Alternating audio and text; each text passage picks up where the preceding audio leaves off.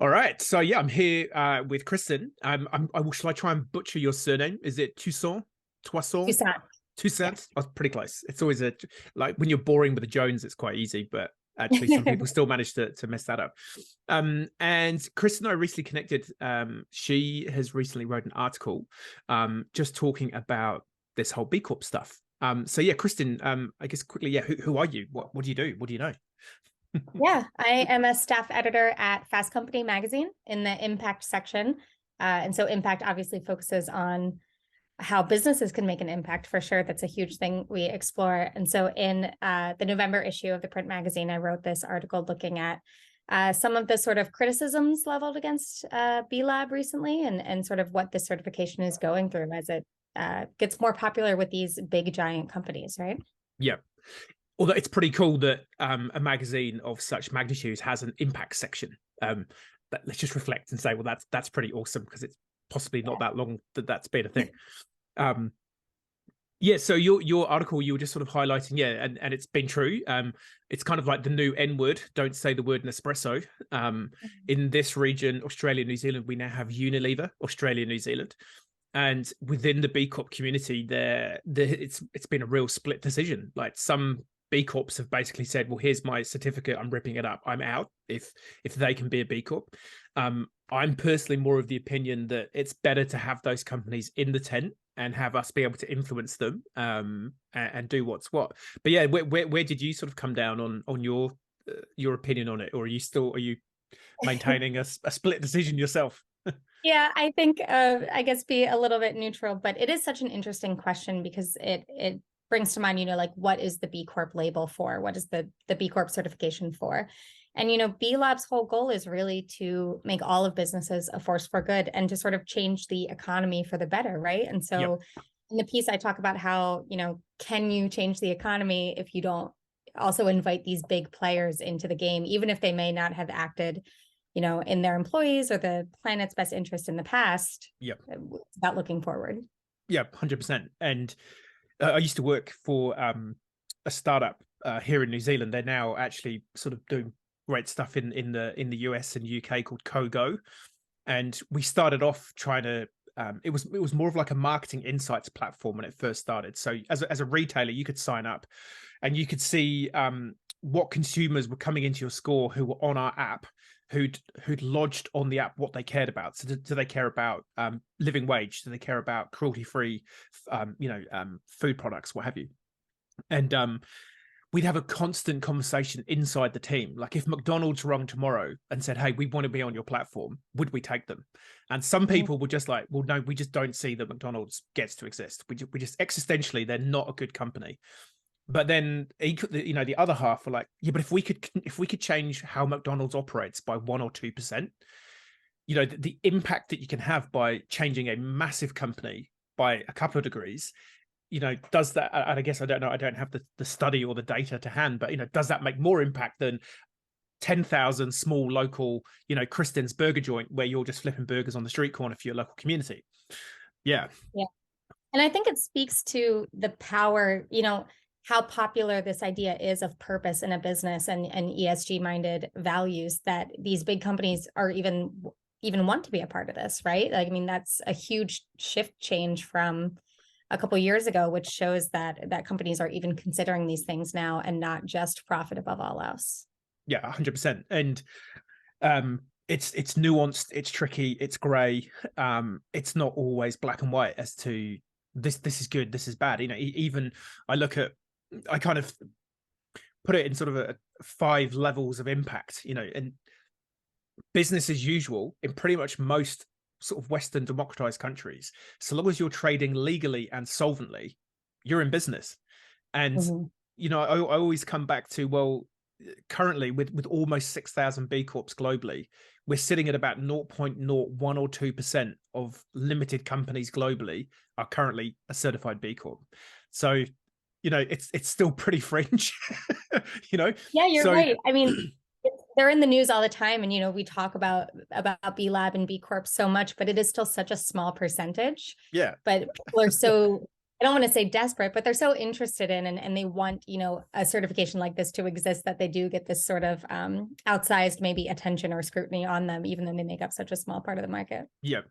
And that's what I guess the way I always try and frame it when we're talking to people about B Corp, or I'm just talking to anyone about B Corp, which is what I pretty much spend most of my time doing, is, it's not a silver bullet. There is no silver bullet. And the other analogy I use quite a lot recently. So I went to school I'm from the UK originally, and when you do your schooling there, you do your GCSEs at 16, and then if you go on and carry on through at school, you do your A levels when you're sort of 18.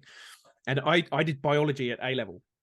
And on day one, the teacher was like, "Hey, there's good news and bad news." Shout out to Mr. Watkins. There's good news and bad news. The good news is I'm still your teacher. Haha, dad joke. The bad news is basically everything we taught you at GCSE, you need to forget, because we basically have to dumb the curriculum down so much for you to be able to understand it. It's practically just like all made up.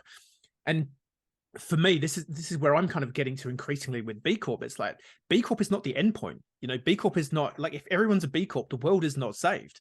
There is, and I guess you could look at someone like Nespresso. It's like, well, does the world need coffee sent to you in a pod? That it's still creating waste. So for me, beyond B Corp is this idea of regenerative business, and then you put in the idea of degrowth, and you say that to someone who right now is like, we just need to sell as much stuff as we can, and we don't really care about the impact. Yeah, it's it's like wacky races or the Wild West out there. Yeah. And depending on where companies are in their own, trajectory of being a business, they can do different things. So, one thing that came up when I was talking to some sources is like, maybe a startup doesn't have the capacity to do a lot of charity or something at the moment. It just needs to focus on getting bigger first. And so that impact can vary too, depending on how big a company is. 100%. And that I think is the real tension piece, is to do purpose in the current system, you need profit. And if you can't make profit, you can't do as much good. And if you're not here for the long term, but also I think people, a lot of people were saying, Nespresso just shouldn't even exist. And you go, okay, well, if we said tomorrow, let's say there's a group of us, a group of, I don't know, guardians or smart people who decide what businesses can and can't be here from tomorrow. Okay, cool. Nespresso doesn't get to exist from tomorrow. Well, how many people do they employ? Like, what happens to all of those people? And I think we lose sight that, I think in general, the vast majority of people going to work are not going to work to actively destroy the planet, and destroy their communities. Sometimes that happens, and maybe you're disconnected and you don't understand that is happening as a, unintended consequence of your actions. But yeah, I think the vast majority of people in the last couple of years, I think COVID's accelerated it. People are increasingly looking at their work and why do we do this, and what impact is it having? So yeah, I think in general, I'd rather have these big companies in and be put under more scrutiny and held to account by a community of, almost 6,000 other businesses going, hey, look, actually, that's not so cool what you just did. And don't you remember as a B Corp? Yeah. Yeah, they definitely put pressure on each other to get better and to continually improve. And it is interesting that you bring up the employment thing, because that came up with so many sources that, being a B Corp attracts employees now. Yep. People want to work for these companies that care about these things. Yep. And I definitely think it's different. When I had a really good early midlife crisis, which led to what I called a hard Brexit from the corporate world. Back then there were 2 B Corps in New Zealand. There was about 1,200 B Corps globally. So the idea of trying to find a job in a B Corp and be part of a company that is actively trying to make itself better and work out how to do less bad and start doing more good, like that just wasn't a thing in 2014, or it was really, really fringe. Whereas now, like I say, you look at some of the work that the Unilevers are doing, some of the stuff that I've spoken to the New Zealand CEO of Nespresso. I was kind of like, when the dust has settled, I was kind of like, are you okay? Like you've had a little bit of flack, but welcome, congratulations. But when you sit down with these, I sat down with him, had a meeting with him. Ironically, we didn't have a coffee. I think he's obviously coffeeed out. Just having a chat to him about, and learning and listening to like, well, the good stuff that they're doing. It's like, that's actually pretty cool. Yeah, it's interesting. But I think the other thing to think about is like, there's a lot of companies that have not done that much good, perhaps, or, what they've been doing has been done in a way that's created these externalities. before you can flip some of these super tankers around to being genuinely business as a force for good, the effort required to stop doing not so good is, I don't think that's recognized as much as, hey, look, we've just invented this thing. It's really amazing. But actually the effort to turn some of these super tankers around, where, you know, if you're a new CEO or new employees, new leadership coming into a company and trying to transform it and transition it, again, like, it's really easy to throw rocks at them and go, yeah, but you're not doing this, you're not doing that. But as you said, it's like, you can't do everything. And if you try and do everything, you do end up doing nothing badly. Yeah.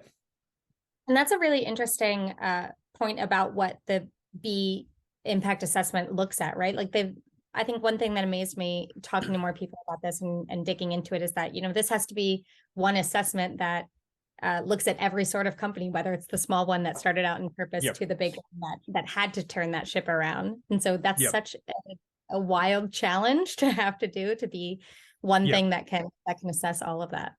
Yeah. You could not pay me enough money to try and work out how to create the B Corp. Like, if someone said, hey, today you've got, here's $10 million, go and build, I'd like, yeah, no idea where to start. I kind of don't know how they did it. Yeah. And they've obviously done multiple versions and they're always improving. I think we're on version 6. 7. Yeah, it's 6 now, and then they're going to be 7. And again, I think this is the thing. I think it's easy to criticize. It's easy to throw, like, as I call it, it's like throwing rocks at it. Oh, it's not good enough. It doesn't look. It's like, yeah, but what else is there? Like, there was nothing before this came along. So yes, let's aim to be better. Totally, but let's not. What is it? Is it the Roosevelt quote, or the you know, he who was in the arena? You know, I'm paraphrasing it really bad. You should know. You're a journalist. You should know these things like quotes off the top of your head. But you know, don't criticize the person who's trying. You know, like, get behind them. Yeah, it's interesting because people often say to me, well, you know, what's the competitor to B Corp? It's like, well, there kind of isn't really a competitor, because it's the only certification that is social and environmental. It's globally recognized and it's independently verified. And I think the fifth kind of bonus thing is, for some reason, it has captured the hearts and minds of people. Whereas if you say to anyone who's been through an ISO certification, you don't get many raving fans about, oh, ISO, it's so cool, we had such a great time.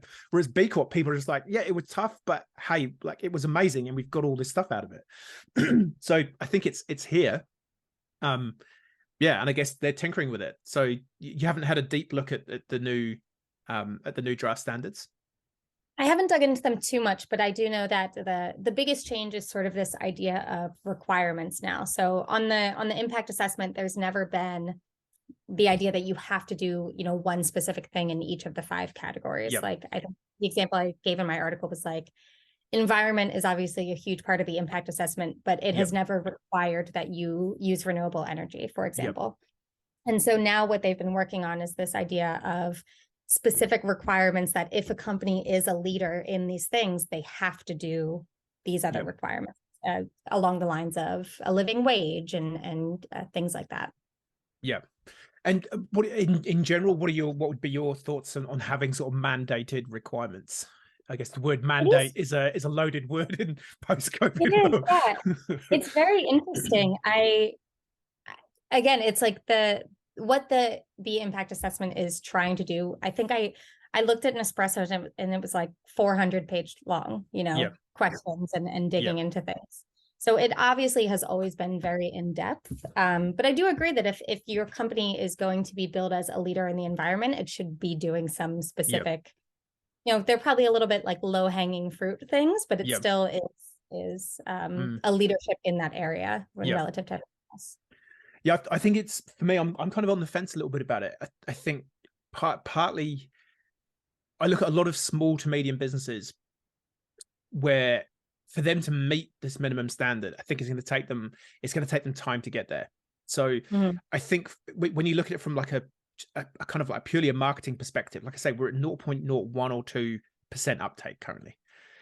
To ratchet up the standards before we're even at 1% or 5% of businesses, I do wonder whether, I mean, the assessment as it is bloody hard. Like, it's not something that you just turn up and go, cool, can we have our certificate, please? We've answered some questions.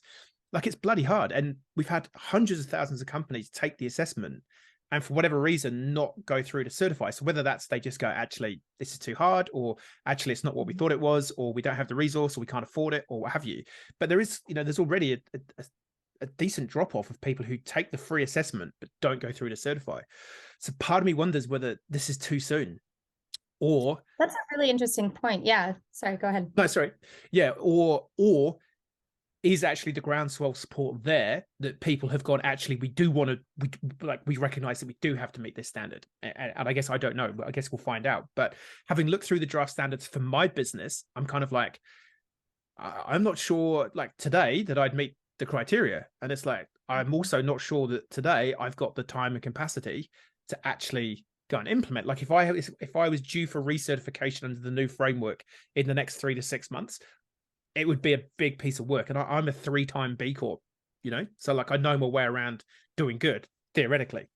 So yeah, I don't know. Interesting. Well, I guess we'll see what happens in 2024. It is really one thing that so when I spoke to Dan Oseski, who's the head of insights at B Lab Global, he did say to me that every time that they have updated the impact assessment, it's gotten harder. So they actually see the average score go down every single time. Yeah.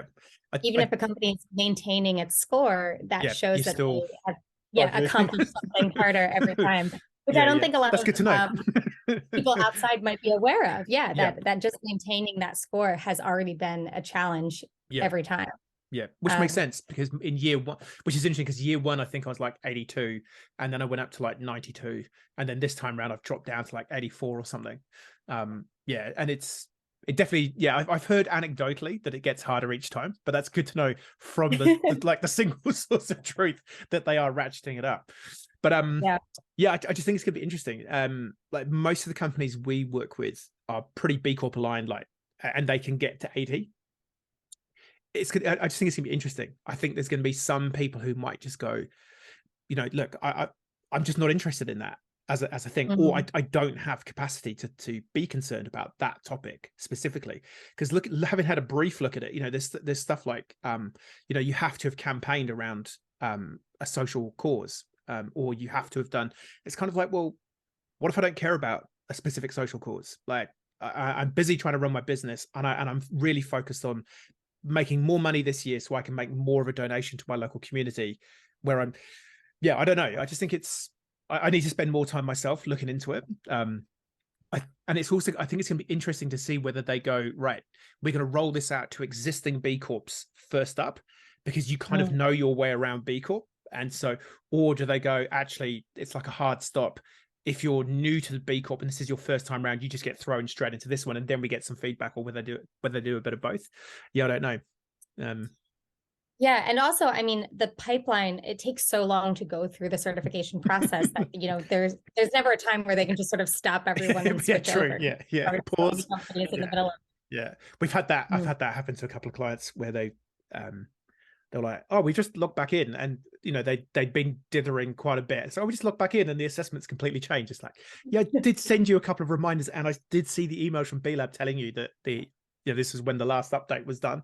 It's like, oh, so I'm sure they've thought through that one.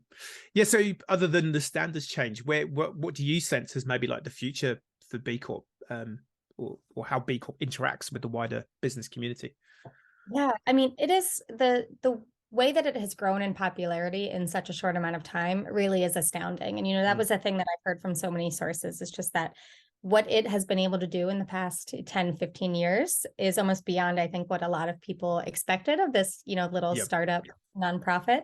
And I think that's only going to grow. I think that the weight that symbol has and what it means, not only to businesses, but to consumers, to employees, where it stands in the market as a symbol of, what a company stands for.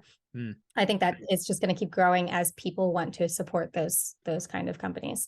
And it is interesting because, for B Lab to have succeeded in the way that it has so far, for it to just even get the buy-in that, hundreds and thousands of companies are bothering to go through with this assessment in the first place, it had to really strike a balance between how hard, but yet how accessible the certification process is, right? So one of my sources, Joel Gemin, who is one of the co-founders of B Academics, was saying, you have to get enough people to buy in that they're willing to go through the hard process, but it can't be too hard that people don't want to go through it. Yeah. And I think that it's going to keep being that balance going forward, right? Yep. Like you said, with the new standards, is it that people will still see the value in going through it? Yep. Which I think they will, because it has earned its place sort of in the lexicon. It's got it. Yeah, I think I just hope that the cachet, the marketing value, the community that's been built around B Corp, like I say, the companies we're working with, like there's a genuine desire. It's like when we grow up, we want to be a B Corp. Like we are doing this, and then once they get into the assessment, kind of like the red mist comes down. It's like, yeah, we like they just become these point hunting monsters. Like, yeah, let's go and do that. Like, let's go and check. Right, hey, like Kristin, go change that policy, get that written, tell the team we're now doing this. Like now we know that that's a thing. So. Yeah, it's almost like a flow state, isn't it? Like that kind of like just pushing your ability, but hard enough to keep you interested. Yeah, exactly. Yeah, I think the big thing, and I've just been pondering on this in terms of like my own business and how we help companies. So our model currently is, we will help, advise, coach, consult, poke, cajole you over the 80 points. So we'll get you in, like we'll help you get to B Corp through upskilling, training, educating you, providing content, whatever you need to get to 80. I kind of think what we're going to see with the new framework is more companies taking longer to get to the 80 or get to the pass mark threshold.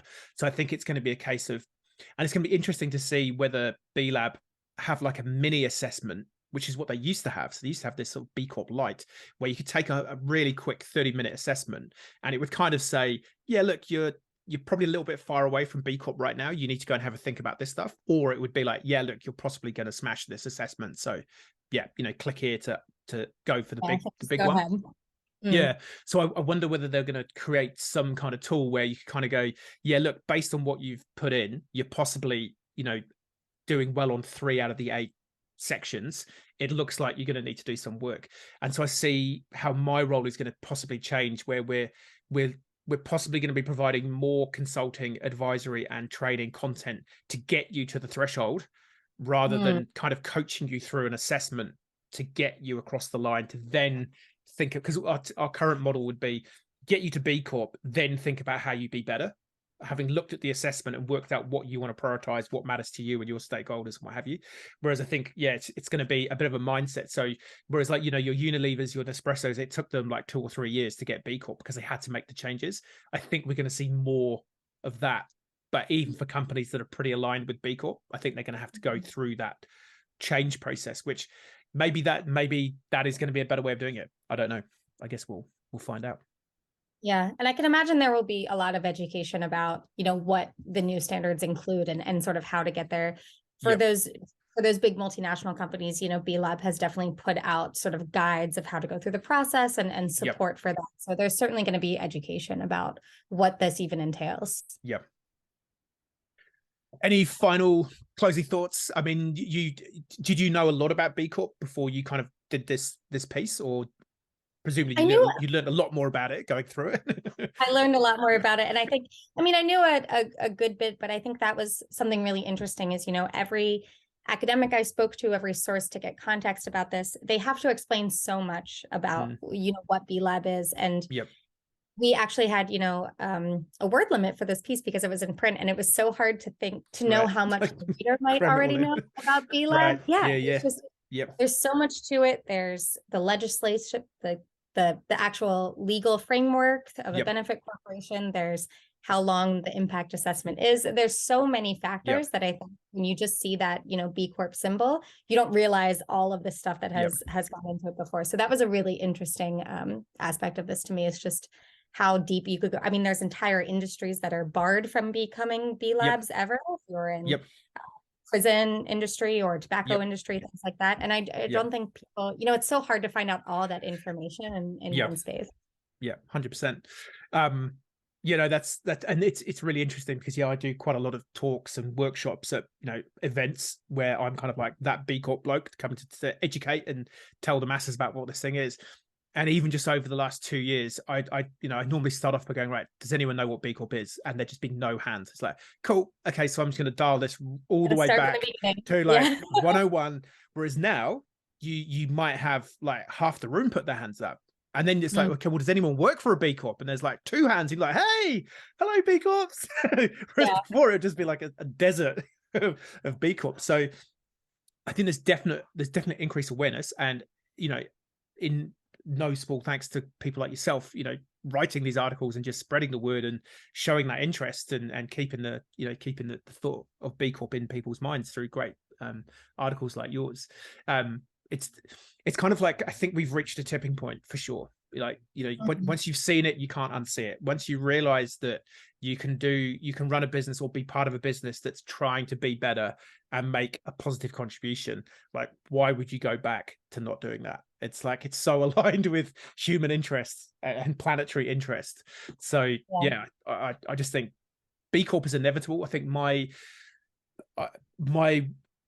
ideal, I think, would be that B Corp becomes, like, if you want to be a C Corp or a limited company, it's like, actually, you just need to be meeting these basic reporting standards on, like, how do you treat people, whether it's a pass or a fail, but at least you're reporting, and if you pass, great, you're a B Corp. If you're not passing, well, I think that would be an interesting intermediary step for governments to be pondering on, in terms of, like I say, you're to be a limited company, we're trading solvently and legally, and even then the legally, in a lot of cases, ironically, typically the larger the company, the more we can get away with dodgy stuff.